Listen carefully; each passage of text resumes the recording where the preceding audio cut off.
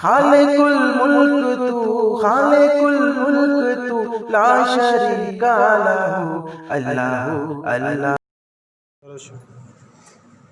بسم اللہ الرحمن الرحیم۔ اولئک کالانعام بل ہم اضل۔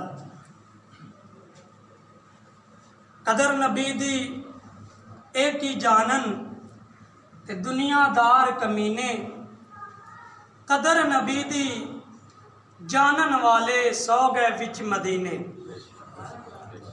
اور قدر پھلاں دی اے گرج کی جانے تے مردے کھامن والی، قدر پھلاں دی اے بلبل جانے تے صاف دماغاں والی۔ قدر یوسف دا معلوم ہویا بھائیاں مصر گیانوں، قدر نبی دا معلوم ہو سی قبراں وچ گیانوں۔ حضرت ذوالفقار اللہ قرآن میں فرماتا ہے اولئک کالانعام بل ہم اضل، کہ لوگوں جو نبی کی تعظیم نہیں کرتا وہ جانور سے بھی بدتر ہے، جانور سے بھی بیڑا ہے۔ 9ویں پارے کے اندر اللہ نے فرمایا اولئک کالانعام بل ہم اضل۔ اللہ فرماتا ہے وہ انسان ہی نہیں جڑا نبی دی تعظیم نہیں کرتا، کیوں کہ جانور بھی نبی دی تعظیم کردے نے۔ حضور دی آمد ہوئی تے مشرق دے جانور مغرب دی طرف تے مغرب دے جانور مشرق دی طرف سارے جدو ملدے نے تے کہندے نے آج وہ آ گیا ہے جن دے آن دی اڑیکاں نبیوں نے بھی رکھیاں۔ حضرت ذوالفقار جس واسطے سا کھڑے ہیں، آج امت مسلمہ کو ایک پیج کے اوپر کھڑا ہونے کا ہم سب کو یہ وقت آ گیا ہے کہ ایک پیج پہ کھڑے ہو جائیں تمام اسلامی ممالک بھی اور تمام مسلمان ہمارے جتنے ہیں دوست احباب۔ کیوں کہ فرانس نے ایک بار پھر مسلمانوں کو للکارنے کی کوشش کی ہے، ہمارے نبی کی شان میں گستاخی کی ہے اور خاکے یعنی کارٹون بنائے گئے ہیں۔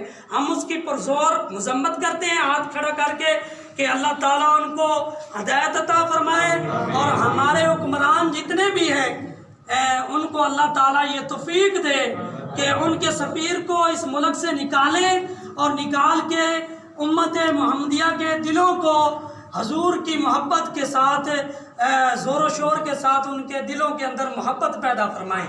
ہم تمام دعویٰ کرتے، کیا دعویٰ کرتے ہیں ہم سب؟ ہم مار مٹنے کے لیے اپنے نبی کی عزت کے لیے پہرا دینے کے لیے تیار ہیں۔ امام مالک سے پوچھا گیا نا جب نبی کی جناب والا توہین کی جائے تو کیا ہونا چاہیے، تو امام مالک نے فرمایا کہ جب نبی کی بے حرمتی کی جائے تو امت کو مر جانا چاہیے، مر جانا چاہیے، یا تو اس گستاخ رسول کو قتل کیا جائے تو یا پھر امت کو زندہ نہیں رہنا چاہیے۔